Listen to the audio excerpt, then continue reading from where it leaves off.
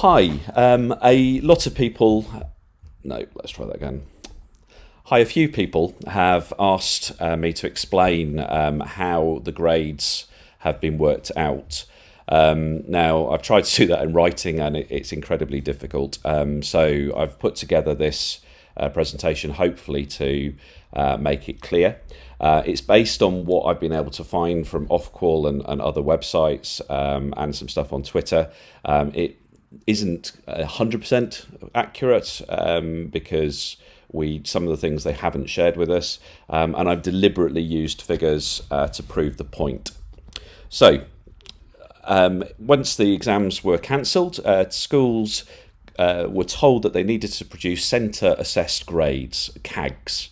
As a school, we took a huge amount of time and effort doing this.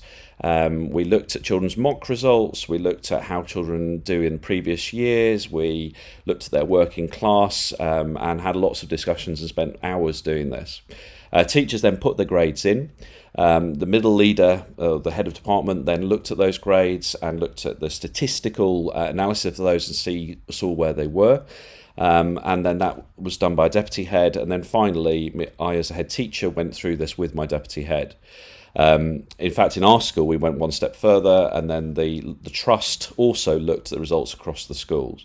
We thought that if we over-egged results, we would almost certainly be downgraded, so we did this as accurately as possible. But I do want to explain a couple of things about the CAGs before I carry on. One is that teachers' assessments are based on what a child could achieve.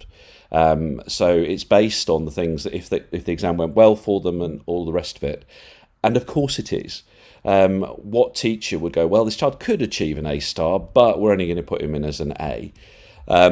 Equally, and this comes back to the bottom of the grade table, we don't put children into exams if we think they're going to get a U.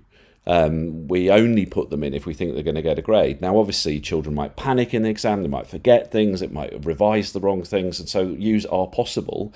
And we know that over the course of the exam and things, that the grades that they get will not be exactly what we predicted, although interestingly, our predictions are actually pretty accurate in previous years. So these are the grades the teacher put in, and that gives you the percentages here. So 2% have got an A star, 1% got A. As I said, nobody's got a U. Seems reasonable enough. The government then looked at, we believe, the previous 3 years' results, though how they did that in subjects where we haven't taught them for 3 years, I'm not sure, and decided based on that that they would allocate the school kind of points for each grade, so a little bank, if you like. So on this occasion, we've got 3 points banked for A star, 4 for A, and so on. Now, the problem with this is that, as you can see, in terms of a percentage, and the three is a percentage, the actual government has allocated us more points than we predicted in terms of the A stars. So that should be fine, you'd think. However, the trouble is, the way that this works is each child has a 5-point bank. So if you have a look at this then, we've got 5 points for our A star student here. So number one student has 5 points allocated to them, and so on all the way down to student number 20. So I put in an A star because I think this child's done great, and computer says no.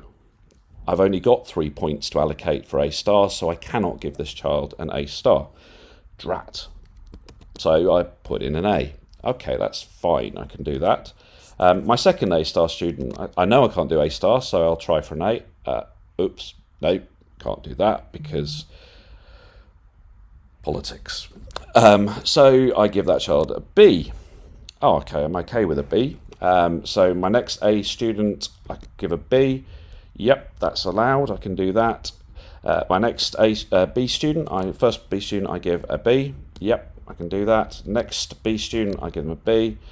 Yep, I'm fine. Next B student, a B. Oh, nope, can't do that. So I give that student a C.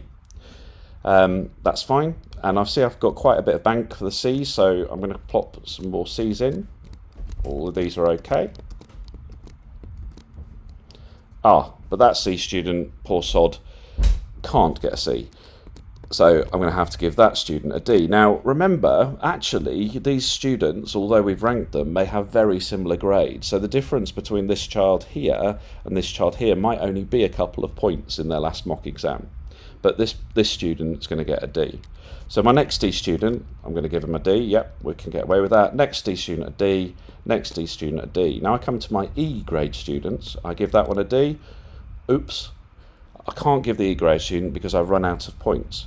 So I try an E. Nope. So I'm going to have to give that student a U. And the final student a U.